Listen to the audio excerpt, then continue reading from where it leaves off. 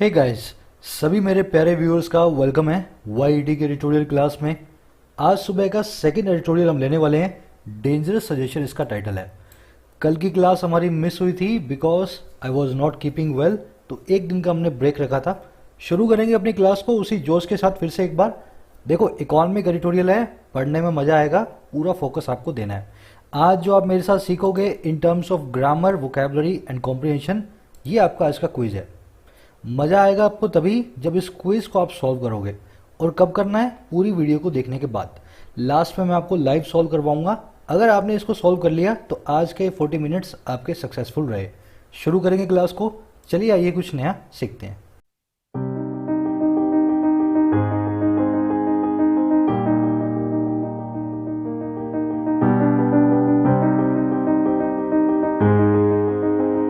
कह रहे dangerous suggestion. जो भी सजेशन आया हमारे पास, जो भी सुझाव आया है, बहुत ही डेंजरस है, बड़ा ही रिस्की है।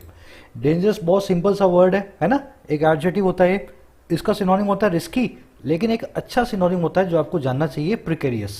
प्रिकेरियस का मतलब होता है ऐसी चीज जिसमें बड़ा खतरा हो। एक और लिख देता हूं मैं, ये भी बहुत अच्छा है, पेरिलस। देखो, सिंपल से थोड़ा थोड़ा एडवांस ऊपर आओगे ना, तभी इन वर्ड्स को आप सीख पाओगे। रिस्की, डेंजरस सब जानते हैं, प्रिकेरियस, पेरिलस वो जानते हैं जिनकी इंग्लिश अच्छी होती है। आगे बढ़ते हैं। कह रहा on allowing corporate houses to set up banks.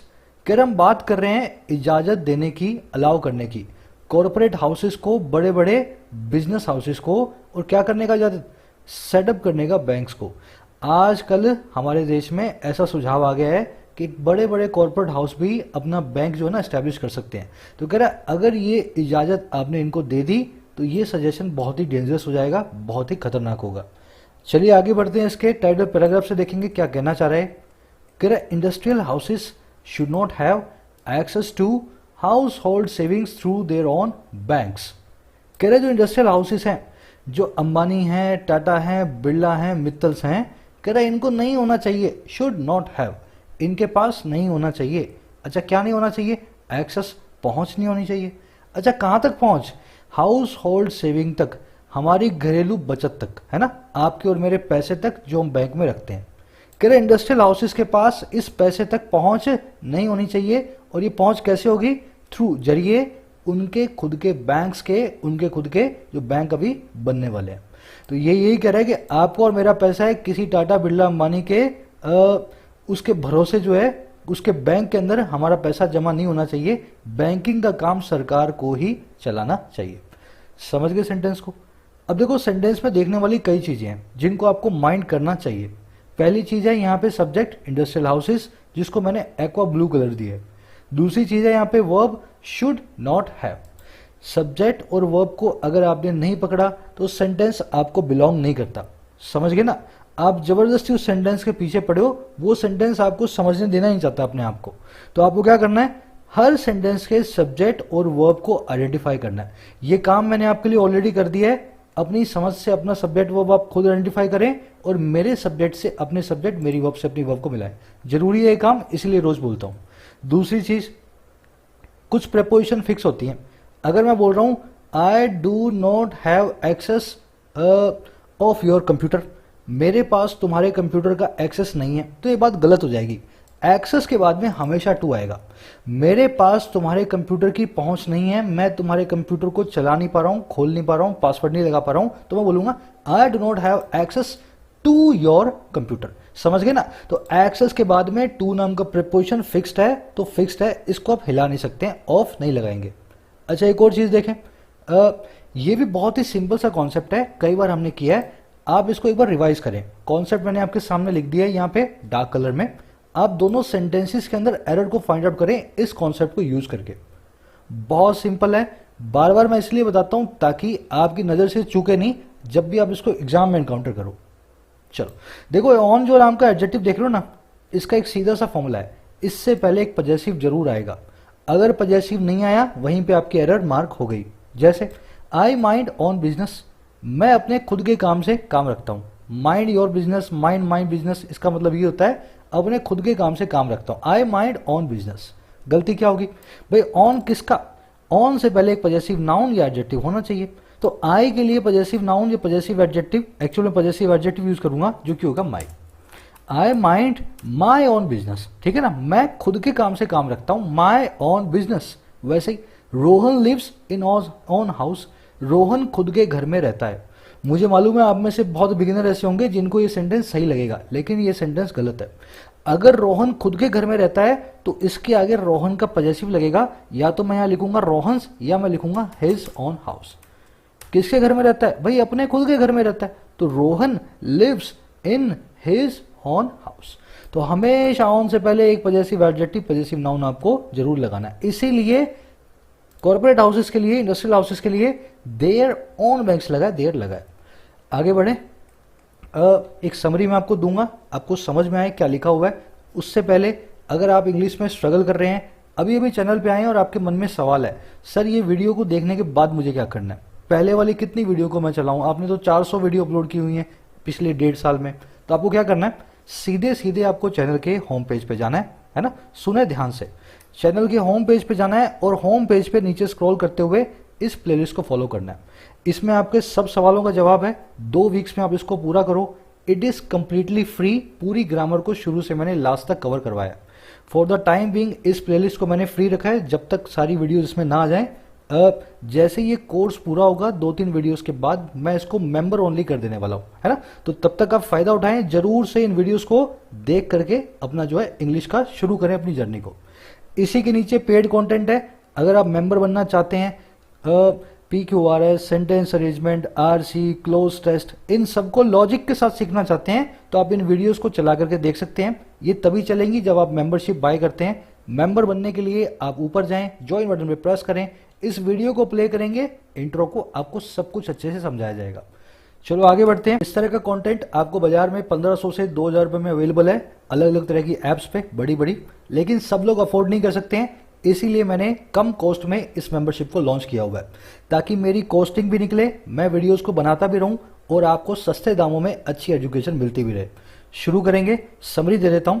देखो अभी हुआ क्या है, गवर्नमेंट को लगता है कि टाटा बिरला अंबानी को बैंक बनाने का लाइसेंस इंडिया में दे देना चाहिए। अभी हो सकता है इनको लाइसेंस मिल भी जाए, थोड़े दिनों बाद आप अंबानी का बैंक देखो, बिरला का बैंक देखो, टाटा का देखो। अपना एडिटोरियल क्या कह रहा है इसके लॉन्ग टर्म इफेक्ट्स बहुत बड़े होंगे। लॉन्ग टर्म के अंदर हो सकता है ये बिजनेस हाउसेस अपने बैंकिंग और अपने दूसरे बिजनेसेस को आपस में क्लब कर दे। इससे क्या होगा, पब्लिक के हजारों लाखों करोड़ जो हैं उन पे खतरा आ जाएगा अगर इनमें से किसी भी बिजनेस हाउस ने कल को कोई गलत काम करने की कोशिश की।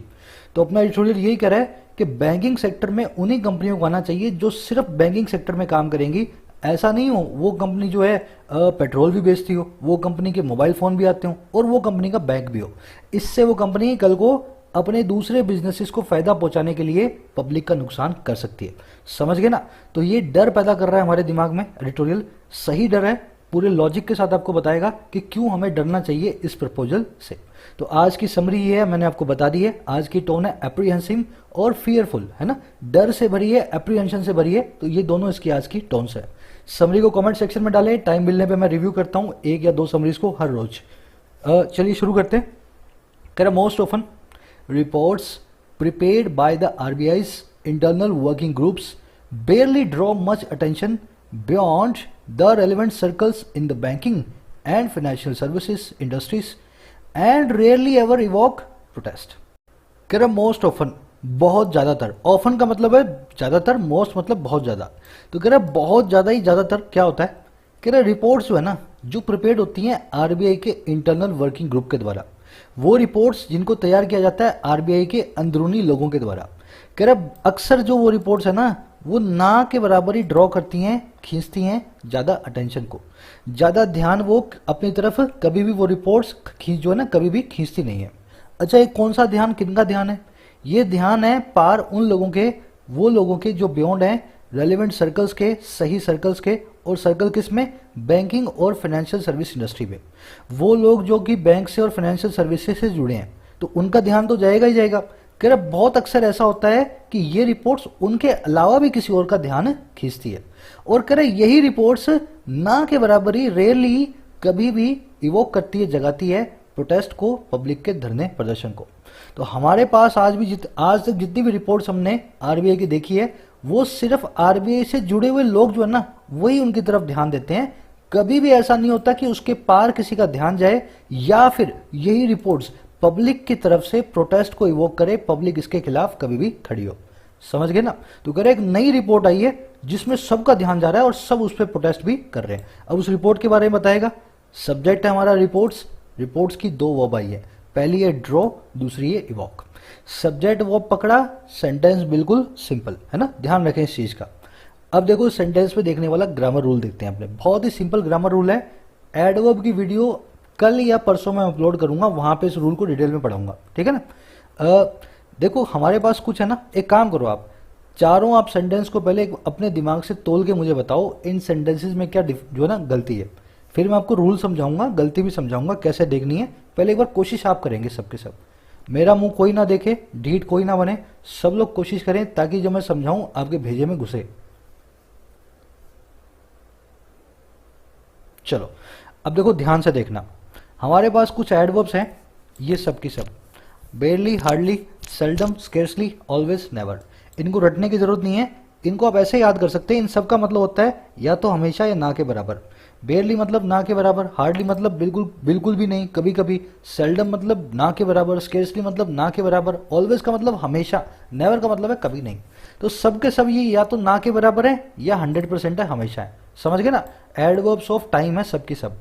ये सभी के सभी जो एडवर्ब्स हैं ये क्या है, हमेशा मेन वर्ब के पहले अपीयर होंगी, always before the main verb. दूसरी चीज, अगर सेंटेंस के अंदर बिन आया हुआ है, अगर सेंटेंस में हेल्पिंग वर्ब आई हुई है तो बिन से पहले इनको आपको रखना है। तीसरी चीज, अगर सेंटेंस में लिंक वर्ब आई है तो लिंक वर्ब के इसको बाद में रखना है। सिंपल सा कॉन्सेप्ट, आप ध्यान से देखो। She made any hardly impact, उसने ना के बराबर ही कोई इंपैक्ट बनाया। हार्डली मतलब ना के बराबर, उसने हार्डली कोई इंपैक्ट अपना दिया। अब दिक्कत क्या है इसमें, हार्डली को मुझे वर्ब से पहले प्लेस करना था। वर्ब क्या है आपकी, मेड। अगर वर्ब आपकी मेड है तो हार्डली की जगह कहां होगी, उठाओ यहां से और मेड से पहले डाल दो। She hardly made any impact. समझ गए ना? तो हमेशा before the main verb. Hardly की जगह यहाँ पे barely, seldom, scarcely, always, never कुछ भी हो सकता था। अब दूसरा देखो, you never can predict the game of cricket. आप क्रिकेट के खेल को कभी भी प्रिडिक्ट नहीं कर सकते हो, कभी भी क्या हो जाए आप कभी भी बता नहीं सकते हो पहले, है ना। दिक्कत क्या है, नेवर जो है ना, नेवर जो है वो मेन वर्ब से पहले आना चाहिए। अब देखो यहाँ पे आपके मेन वर्ब से पहले आ रही है हेल्पिंग वर्ब, कैन प्रिडिक्ट। समझ गए ना, प्रिडिक्ट है मेन वर्ब, कैन है हेल्पिंग वर्ब। तो मुझे नेवर को मेन वर्ब से पहले रखना है तो कैन के बाद में रखना है, ना कि कैन से पहले रखना है। मेन वर्ब से इमीडिएटली पहले रखें, अगर हेल्पिंग वर्ब आ रही है तो हेल्पिंग और मेन के बीच में इसको फंसा दें। You can never predict the game of cricket. अब तीसरा देखो, scientist have been barely researching in the field of alchemy. Scientist लोग जो हैं ना के बराबर ही रिसर्च कर रहे हैं फील्ड में अल्केमी के। अल्केमी होता है ऐसा एक साइंस होता था जिसके अंदर चीजों को सोने में बदलने का जो है ना अपने रिसर्च करते थे, जैसे लोहे को कैसे सोने में बदला जाए। तो एक पुराने टाइम का अंधविश्वास वाला साइंस था जो बंद हो गया। तो साइंटिस्ट इसमें रिसर्च भी नहीं करते आज की डेट में। अब मेरी पास दिक्कत क्या है यहाँ पे, बेयरली को मुझे मेन वर्ब से पहले रखना था, मैंने रख भी दिया, लेकिन रूल नंबर 2 कहता है कि अगर बिन आया तो बिन से भी पहले रखा जाए। तो मुझे क्या करना है, बेयरली को यहां से उठाऊंगा और यहां पे हैव के बाद में प्लेस कर दूंगा बिन से पहले। हो गया ना? देखो मेन वर्ब से पहले आएगा, नो डाउट अबाउट इट, लेकिन सेंटेंस के अंदर अगर बिन आ जाए तो बिन से पहले इन वर्ब्स को रखा जाएगा, एडवर्ब्स को। Scientist have barely been researching in the field of alchemy. Last देखो, शी ऑलवेज इज राइट, वो हमेशा सही होती है। बात ठीक है, दिक्कत क्या है, मेन वर्ब से पहले तब रखना है जब वर्ब आई हो, लिंक वर्ब आई हो ना तो उसके बाद में रखना है। इज एक लिंक वर्ब है, अकेली आई हुई है, तो मैं यहाँ पे ऑलवेज को उठाऊंगा, ऑलवेज को उठाऊंगा और यहाँ पे इसको प्लेस करूंगा। अब देखो जो लोग है ना पहली बार आए होंगे चैनल पे वो यूं सोच रहे होंगे सर ये फॉर्मूले तो बहुत अच्छे बता रहे हैं लेकिन लिंक वर्ब क्या होती है, मेन वर्ब क्या होती है, हमें तो ये पता नहीं। तो मेरे भाई ये सारा का सारा ग्रामर सीरीज में कवर्ड है जो मैंने आपको शुरू में दिखाई थी। अगर वहां से आप बेसिक सारी चीजें नॉलेज लेके आते हो ना, फिर ये सब के सब मैथ्स के फॉर्मूला जैसे हैं, ग्रामर के रूल्स, जैसा कि मैंने आपको भी समझाया। बढ़ेंगे आगे, छोटा सा ग्रामर रूल है, आज के क्विज में इसको अपने यूज करेंगे। But the strong reactions to an internal panels report on November 20, almost a full month since the group of central bank officials had submitted their recommendation on October 26 come as no surprise. कह रहा है लेकिन जो strong reaction I है, जो बड़ी कड़ी प्रतिक्रिया आई है ना, रिस्पॉन्स आया, और किसका भाई, एक इंटरनल पैनल की रिपोर्ट का। अच्छा कब आया है? नवंबर 20 को। अच्छा कब आया है? ये आया है लगभग 1 महीने के बाद। और कब से 1 महीना? जब से इस ग्रुप ने सेंट्रल बैंक ऑफिशियल्स के सबमिट किया था अपनी रिकमेंडेशन को। और कब किया था? अक्टूबर 26 को।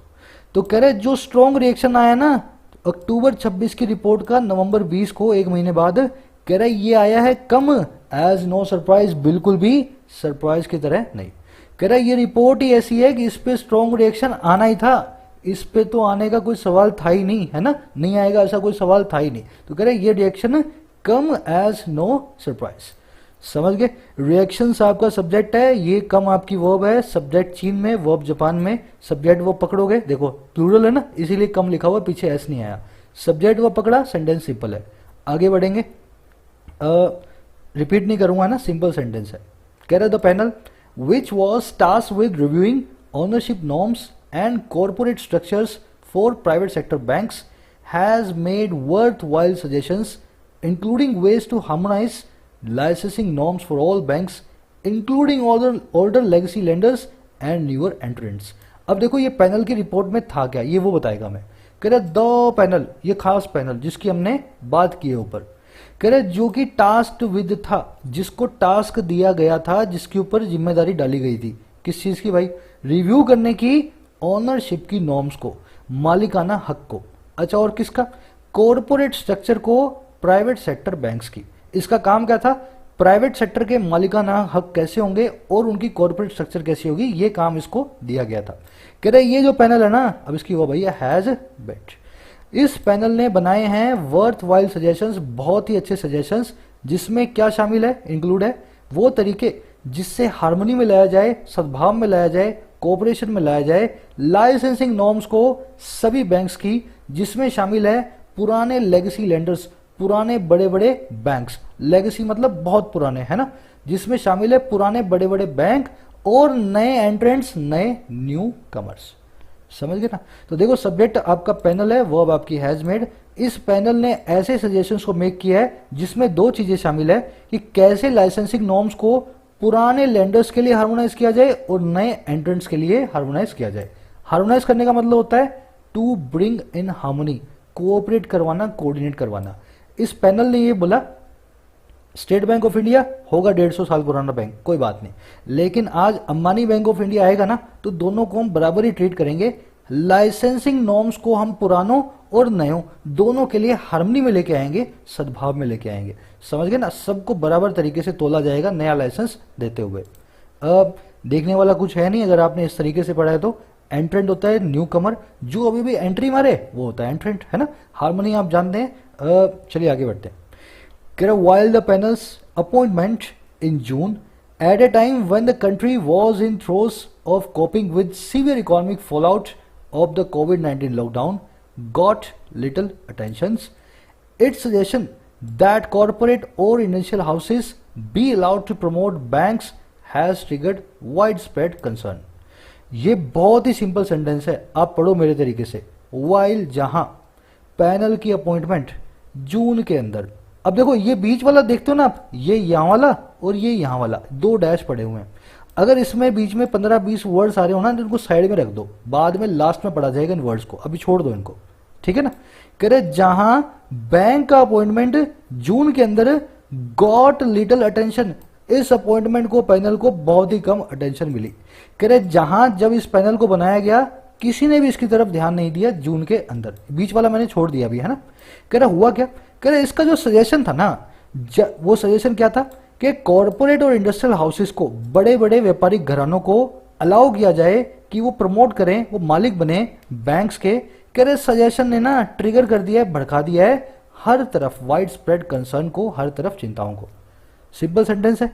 जहां इस पैनल के अपॉइंटमेंट पे किसी का ध्यान नहीं गया, वहीं पे इसके सजेशन पे सबको कंसर्न आ गया है। इसने जो सजेशन दिया कि सारे बिजनेस घरानों को जो है ना बैंक बनाने का लाइसेंस दे दिया जाए।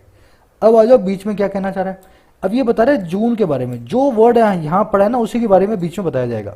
कह रहे जून कौन सा वक्त है? एट ए टाइम, एक ऐसा वक्त जब कंट्री थी थ्रोज में, पेन में, कोप विद करने के, सामना करने के बहुत ही खराब इकोनॉमिक फॉलआउट से, इकोनॉमिक दुष्परिणामों से जो थे कोविड-19 लॉकडाउन्स के।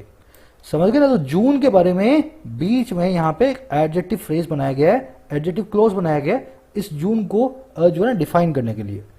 आई थिंक अब समझ गए होंगे। वर्ड्स मैं आपको बता देता हूँ। सब्जेक्ट वर्ब पकड़ लिया आपने तो बहुत ईजी है। वर्ड्स देखें आप। थ्रो, थ्रो का मतलब होता है दर्द, पेन, एक्, एग्नी, है ना। कोप विद करने का मतलब होता है किसी का सामना करना, किसी को फेस करना, किसी से निपटना। कोप विद पे एक बहुत ही प्यारा ग्रामर रूल है, मैंने कई बार आपको बताया है, आज रिवाइज करवाता हूं। और कैसे रिवाइज कराऊंगा? आपके सामने ही क्वेश्चन है और आपके सामने ही आंसर है। अपनी खुली दिमाग से, एक स्टूडेंट के दिमाग से देखो, आंखों से देखो और इसमें मुझे बताओ क्या एरर है इस सेंटेंस के अंदर। चलो देखो, जनरली कोप विद को लोग लिखते हैं कोप अप या कोप अप विद। ये अप लगाने का सिलसिला कोप के बीच में बहुत चलता आ रहा है, पुराना पुराना ग्रामर रूल है ना। कोप के बाद में अप लगाते हैं लोग। कोप अप विद आपको जहां पे दिखा हुआ मिले, दिखे लिखा हुआ मिले, वहां पे आप जो है ना अप को रिमूव करेंगे। तो करेक्ट फ्रेजल वर्ब होती है कोप विद समथिंग। ये कोप अप विद वाली जो फ्रेजल वर्ब है वो गलत वर्जन है, ठीक है ना। तो मुझे यहाँ पे आपको निकालना है to cope with the cyclone Nivar Tamil Nadu government has diploid relief forces. निपटने के लिए साइक्लोन से, निवार से जो कल ही आया था, तमिलनाडु की सरकार ने डिप्लॉय कर दिया रिलीफ फोर्सेस को। समझ गए ना। चलो आगे बढ़ते हैं। कोप के बीच में कभी भी अप नहीं लगाना, कोप विद आएगा। फॉलो आउट होता है रेप्रिकेशंस या इम्प्लीकेशंस या बुरे परिणाम, है ना, किसी चीज के बैड आउटकम्स। कह रहे हाँ, कह रहे and among those with reservations are at least 3 former senior central bankers and a global credit rating agency। कह रहा और उनमें से among those जो रिजर्वेशन वाले हैं, जिनके पास थोड़े से डाउट है, रिजर्वेशंस हैं, कह रहा वो हैं कम से कम 3 पुराने सीनियर सेंट्रल बैंकर, 3 पुराने आरबीआई के बड़े अधिकारी, है ना, फॉर्मर अधिकारी, और एक ग्लोबल क्रेडिट रेटिंग एजेंसी। तो एक दुनिया भर की क्रेडिट रेटिंग एजेंसी ने भी बोला और आरबीआई के पुराने अधिकारियों ने भी बोला कि हमें डर है, आप इस काम को कहीं कर मत डालना। आगे बढ़ने से पहले ग्रामर रूल थोड़ा सा पीछे रह गया, मैं एक बार उस पर आपको लेके चलता हूँ। देखो कॉन्सेप्ट ये था, यहाँ पे कॉर्पोरेट हाउसेस के बाद में बी अलाउड क्यों आया, है ना। ये कौन सी स्ट्रक्चर है? इस स्ट्रक्चर को बोलते हैं प्रेजेंट सब्जेंटिव मूड। मैंने आपको बहुत अच्छे से समझाया हुआ है, कई बार समझाया हुआ है।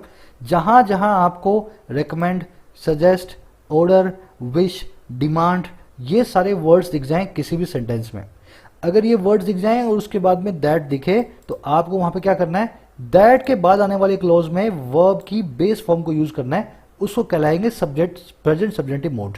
जैसे Aman sir always recommends that each student have a reading of the editorial by himself और herself in advance. Aman sir जो है हमेशा रेकमेंड करते हैं कि हर स्टूडेंट एक रीडिंग ले उस एडिटोरियल की अपने आप से पहले, है ना। जो भी मैं पढ़ाऊंगा मैं आपको हमेशा कहता हूं कि आप पहले उसको खुद से पढ़ के आए। दिक्कत क्या है सेंटेंस में? भाई ईच स्टूडेंट है तो वर्ब इसकी हैव कैसे आएगी? वर्ब तो है जाएगी, लेकिन सेंटेंस में रेकमेंड नाम की वर्ब आ रही है। अगर ये वर्ड सेंटेंस में पढ़ा और इसके बाद में दैट लगा तो मुझे पता लग गया यहाँ पे प्रेजेंट सब्जेंटिव मूड अकर होगा। अब जैसे ही यहाँ पे प्रेजेंट सब्जेंटिव मूड लगेगा, अब हैज का कोई काम नहीं है, इसकी बेस फॉर्म लगेगी जो कि है हैव। मान लो यहाँ पे ईट्स होता, फॉर एग्जाम्पल बता रहा हूं मैं, ईट्स होता तो ईट्स को मुझे बदल देना था ईट में बेस फॉर्म में। मान लो यहाँ पे प्लेड होता तो मुझे इसको बेस फॉर्म में प्ले में बदल देना है। तो वर्ब की फर्स्ट फॉर्म बिना एस या एस के कहलाती है बेस फॉर्म, वो कहलाती है सब्जेक्ट प्रेजेंट सब्जेक्टिव मूड की वर्ब।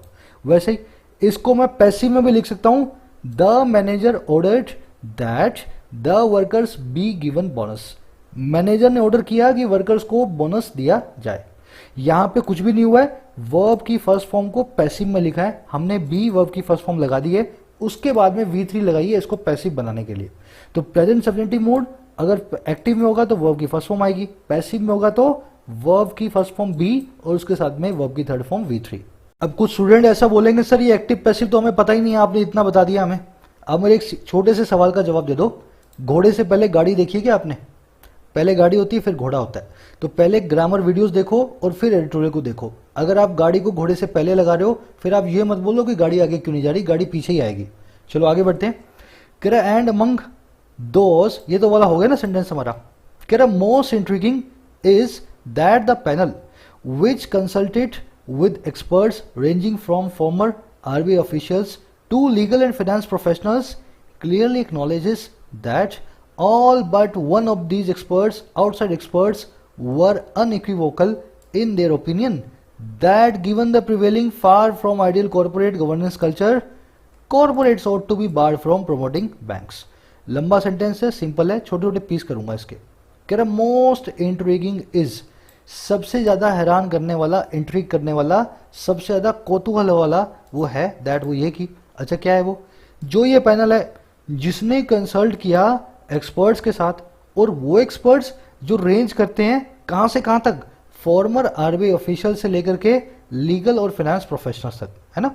कह रहा सबसे ज्यादा हैरानी की बात यह है कि इस पैनल ने, जिसने इन सबसे कंसल्ट किया, इस भांति भांति तरह तरह के लोगों से जिससे इसने बातचीत की, है ना, सलाह मशवरा किया, कह रहा ये जो पैनल है ना, साफ साफ इस चीज को मानता है, एक्नॉलेज करता है। अच्छा कौन सी चीज भाई, कि वो चीज ये है दैट कि सभी के सभी छोड़ करके, बट मतलब यहां पे एक्सेप्ट फॉर, कह रहे सभी के सभी छोड़ करके एक इन आउटसाइड एक्सपर्ट्स के, है ना, एक को छोड़ दो, उसके अलावा सभी के सभी, कह रहे सभी के सभी अनइक्विवोकल थे, सभी के सभी एकदम क्लियर थे, अनइक्विवोकल थे अपनी उस ओपिनियन में। और वो ओपिनियन क्या थी कि देखते हुए, गिवन देखते हुए, हाल के प्रिवेलिंग, हाल के dominating, far from ideal corporate governance culture को, लीक से हट करके जो आइडियल नहीं है ऐसी कॉर्पोरेट गवर्नेंस कल्चर को, कह रहे इसको देखते हुए कॉर्पोरेट्स को बार किया जाना चाहिए बैंक्स को प्रमोट करने से। हुआ क्या है, इस पैनल ने बोला कि अंबानी और अदानी को बैंक का लाइसेंस दे दो, लेकिन उसी के नीचे इस पैनल ने क्या लिखा कि हमने जिस जिस आदमी से कंसल्ट किया उसमें एक को छोड़ करके सभी एक्सपर्ट्स ने बोला कि अंबानी और अदानी को लाइसेंस नहीं देना चाहिए। तो ये पैनल अपनी बात को अगली लाइन में झुठला गया अपनी रिपोर्ट में। समझ गए ना, एक बार रिपीट कर रहा हूं, पूरी लाइन को ध्यान से समझ लेना।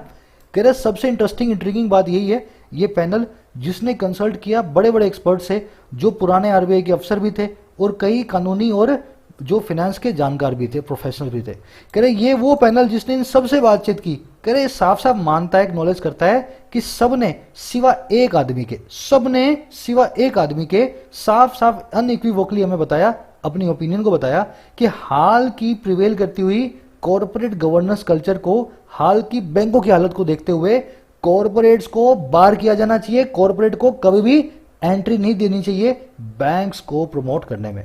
तो एक तरफ तो ये कह रहे हैं कि सबने बोला कि मत देना, और दूसरी तरफ नीचे इन्होंने लिख दिया हमारा कहना है कि बैंक्स जो कॉर्पोरेट्स को लाइसेंस दे देना चाहिए।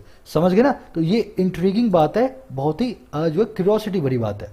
अब देखने वाले वर्ड्स देखो, अनइक्विवोकल, देखो इक्वू रूट आपने सीखी है मेरे साथ खबरी पे, इक्वू मतलब बराबर, वोकल मतलब बोलने वाला, जो आदमी दोनों तरफ की बात करे अनइक्विवोकल कहलाएगा। समझ गए ना, अनक्लियर कहलाएगा, साफ साफ कोई बात नहीं कर रहा, कभी कह रहा है मैं यहां जाऊंगा, कभी कह रहा है मैं वहां जाऊंगा। इक्विवोकल का उल्टा बना दिया अनइक्विवोकल, तो अनक्लियर का उल्टा बना दूंगा यहाँ पे क्लियर। समझ गए ना, तो अनइक्विवोकल मतलब जो बिल्कुल साफ हो, आर्टिकुलेट हो, अनइक्विवोकल। प्रिवेल करना मतलब डोमिनेट करना, बट एक एडवर्ब भी है, एक कंजंक्शन भी है, एक प्रेपोजिशन भी है। कंजंक्शन में आप इजीली उसको पकड़ लेते हो, लेकिन अगर ये सेंटेंस के बीच में आएगी ना तो इसके दो मीनिंग होंगे। अगर इसके बाद में इसका ऑब्जेक्ट आ जाए तो ये एक प्रेपोजिशन है, और ये प्रेपोजिशन है तो उसका मतलब होगा सिवा उसके। Everyone but her is invited, हर कोई सिवा उसके इनवाइटेड था। समझ गए ना, तो बट के बाद में उसका ऑब्जेक्ट आया हुआ है, तो यहां पे इसका मतलब होगा एक्सेप्ट फॉर। लेकिन अगले सेंटेंस में देखो, she is but a kid, यहां पे बट के बाद में कोई ऑब्जेक्ट नहीं आया हुआ, ये किड इस सब्जेक्ट का सब्जेक्ट कॉम्प्लीमेंट है, तो यहां पे आप बोलोगे वो महज एक बच्ची है, she is only A kid. तो एक ही वर्ड है, दोनों जगह अलग अलग रोल निभा रहा है, अलग अलग अपने मीनिंग ले रहा है। जो लोग सेंटेंस ब्रेक कर सकते हैं वही लोग इस चीज को समझ पाएंगे, जो लोग ब्रेक नहीं कर सकते उनके लिए थोड़ा मुश्किल रहेगा। तो आप दोनों ही मीनिंग लगा करके देख लिया करें अगर आपको बट बीच में मिले तो। चलिए आगे बढ़ते हैं। कह रहा the difficulty in ring fencing the non-financial activities of the promoters with that of the bank was flagged by these experts as the central concern, a fear that was echoed by S&P Global Ratings Company, Global Ratings too। कह रहे जो difficulty है ring fence करने में, चारों तरफ से ring fence करने का मतलब होता है किसी चीज की तरफ चारों तरफ फेंसिंग कर देना, चार दीवारी बना देना, है ना, उसको अलग कर देना किसी दूसरी चीज से। कह रहा है जो डिफिकल्टी है ना पूरी तरह से अलग करने में, और किसको, नॉन फाइनेंशियल एक्टिविटीज को इसके प्रमोटर की, और किसके साथ, जो कि बैंक वाली एक्टिविटी है, जो कि बैंकिंग की एक्टिविटीज है।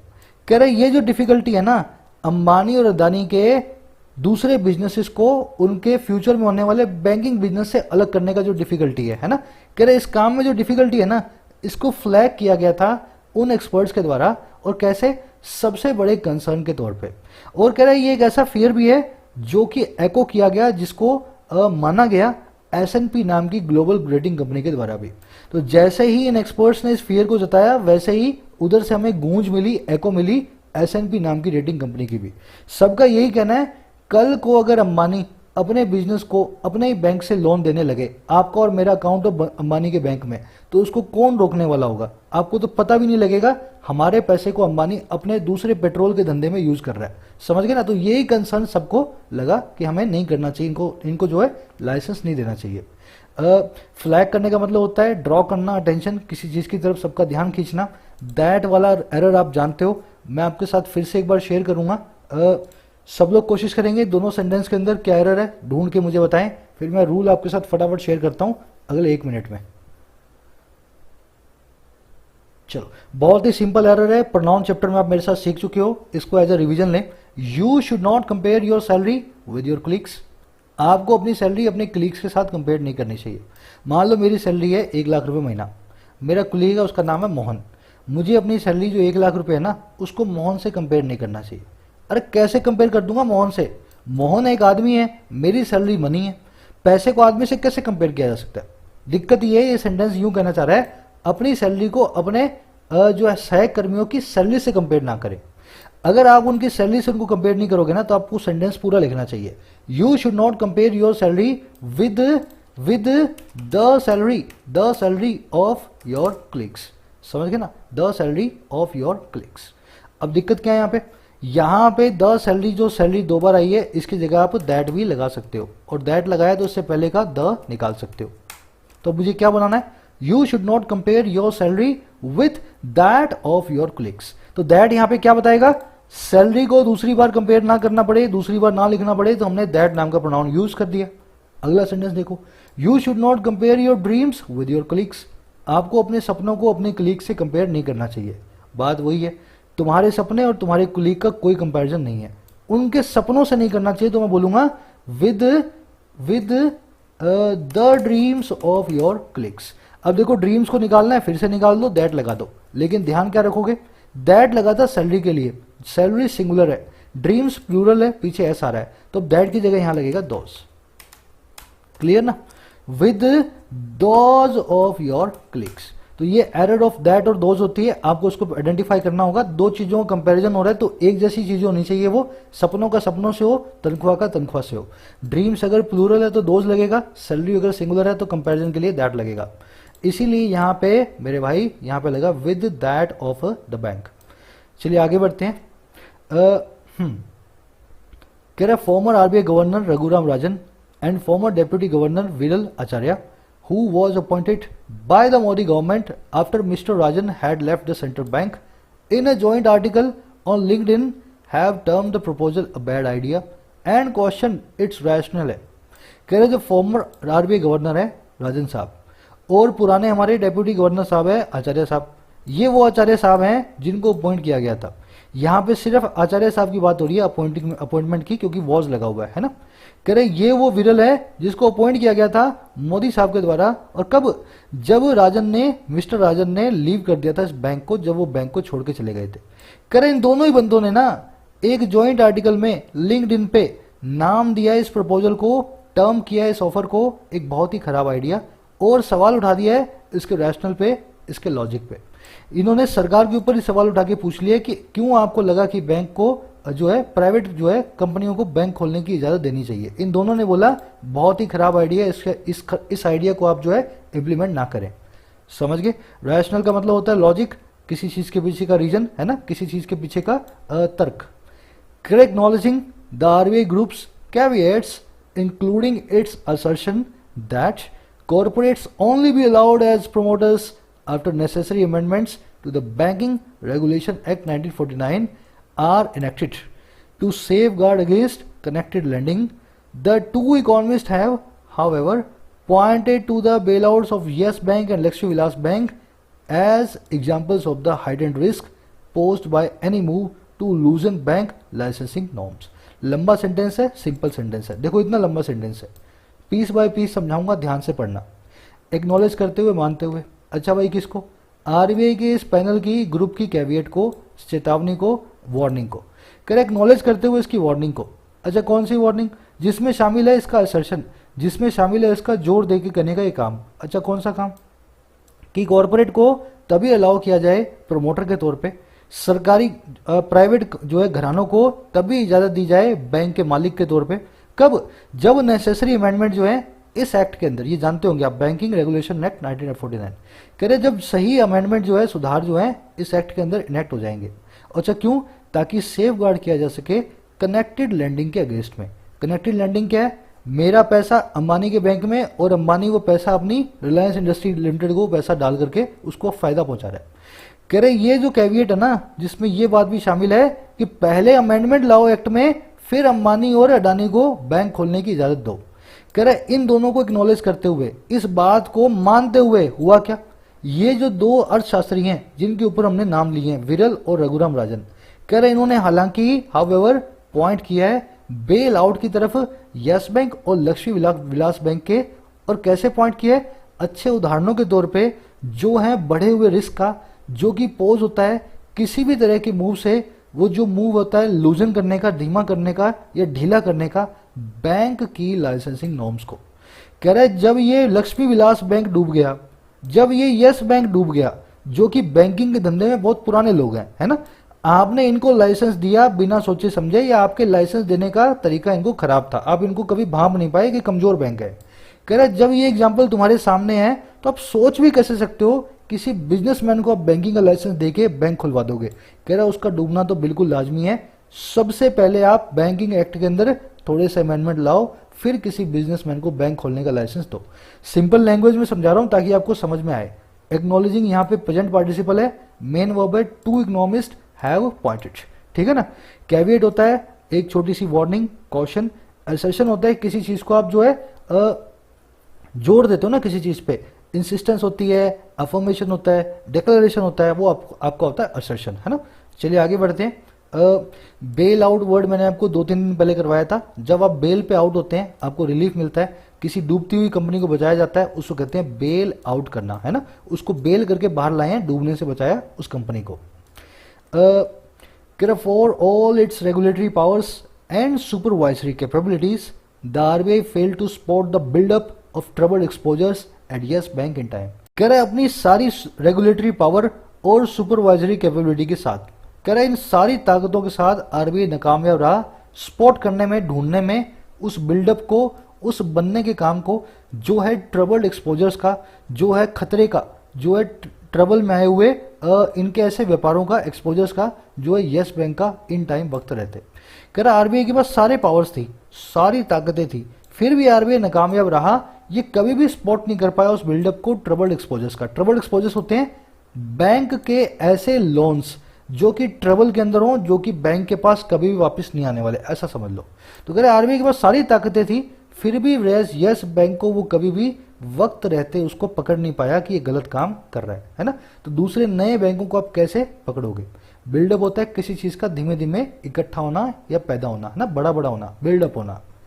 Correct dangers posed to overall financial stability by letting industrial houses have access to relatively inexpensive capital in the form of household savings through banks, howsoever legally regulated, are far too great to risk at the altar of liberalization of ownership norms। बहुत ही अच्छा sentence है ये, ऐसा लिखा है जिसने जैसे poetry की हो, है ना, ध्यान से समझना। करे जो डेंजर्स है ना, जो खतरे हैं, जो पोज किए गए हैं, जो खड़े किए गए हैं, कुल मिलाकर के हमारी आर्थिक संतुलन पे, फाइनेंशियल स्टेबिलिटी पे। अच्छा कैसे खतरे? ये खतरे होंगे लेट करके, ये खतरे होंगे इजाजत दे करके। इंडस्ट्रियल हाउसेस को, बड़े बड़े व्यापारिक घरानों को, और क्या इजाजत? एक्सेस रखने की, पहुंच रखने की, बहुत ही इनएक्सपेंसिव, कंपैरेटिवली या रिलेटिवली बहुत ही सस्ती कैपिटल की तरफ, पूंजी की तरफ। और ये पूंजी कहाँ से आएगी? फॉर्म में आएगी हाउस होल्ड सेविंग के, फॉर्म में आएगी आपके और मेरे घर की बचत के। और कैसे आएगी? थ्रू बैंक्स, बैंक के जरिए। कह रहे जो ये रिस्क है ना कि बड़े बड़े खजानों, बड़े बड़े जो है प्राइवेट कंपनियों को आप हमारी और आपकी प्राइवेट सेविंग को उनके बैंक बना करके उन सेविंग तक पहुंच दे दोगे। कह रहा है ये जो डेंजर है ना इस चीज के अंदर, कह रहा है चाहे ये कितने भी लीगली रेगुलेटेड हो, how so ever legally regulated, चाहे आप इनको कितना भी कानून से इसको बांध लो, है ना इस चीज को। कह रहे ये फार टू ग्रेट है, ये बहुत ही बड़े हैं। और क्यों? रिस्क करने के लिए। कहां पे? ऑल्टर पे। ऑल्टर एक ऐसा प्लेटफॉर्म होता है जहां पे आप पूजा करते हो, हवन यज्ञ करते हो। तो कह रहा है उस ऑल्टर पे, उस वेदी पे जो है लिबरलाइजेशन की, जो है चीजों को लिबरलाइज बनाने की, आसान बनाने की, और वो चीजें हैं ओनरशिप नॉर्म्स को। फिर समझो सेंटेंस को। कह रहे जो डेंजर, जो खतरे हमारे पूरी इकोनॉमी को आने वाले हैं ना, जब इन बड़े बड़े बिजनेस हाउसेस को आप एक्सेस दे दोगे बहुत ही सस्ती पूंजी का, और वो सस्ती पूंजी होगी मेरी और आपकी जेब की सेविंग, इनके बैंक के जरिए इनको वो मिलेगी, है ना।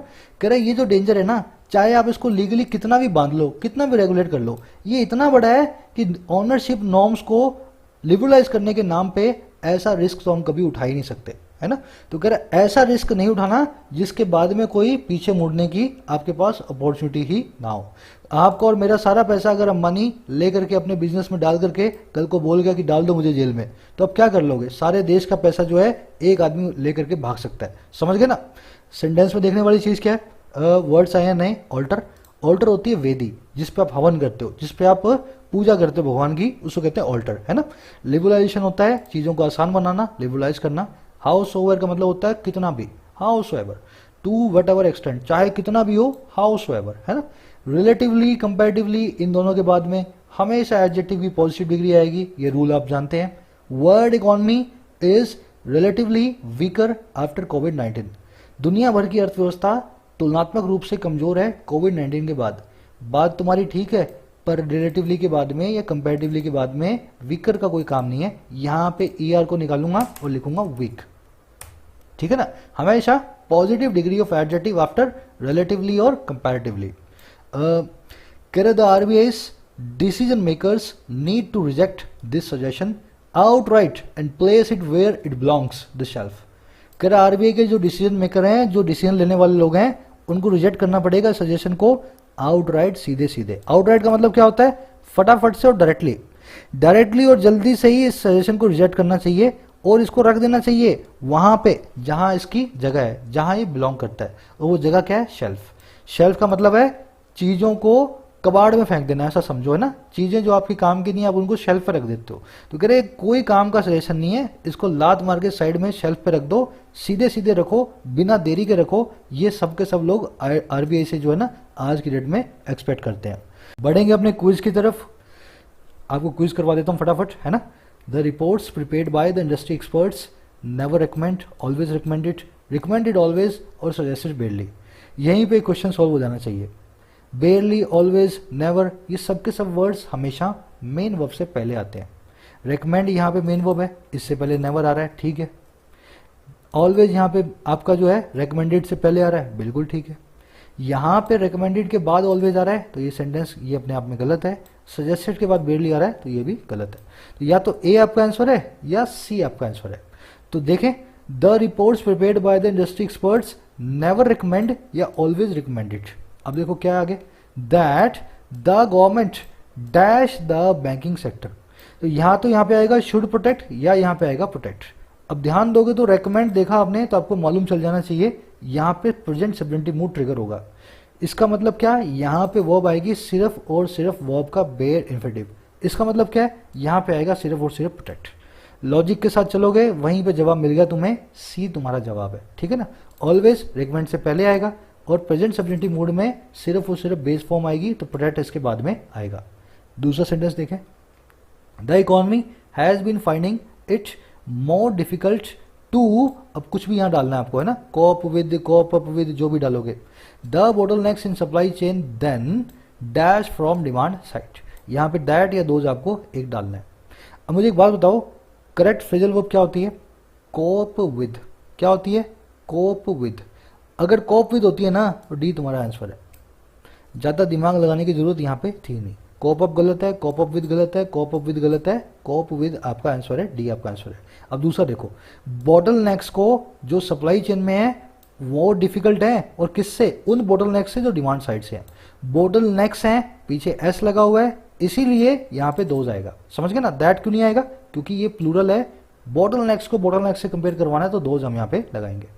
तीसरा चेक करते हैं, इसमें हम लोग ढूंढनी है एरर्स को, है ना।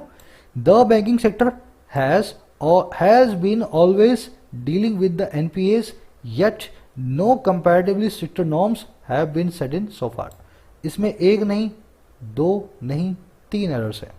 पहली एरर ढूंढते हैं, ऑलवेज ऑलवेज ऑलवेज है, नेवर है, हार्डली है, बेयरली है, स्केर्सली है, हमेशा मेन वर्ब से पहले लेकिन बिन से पहले, है ना।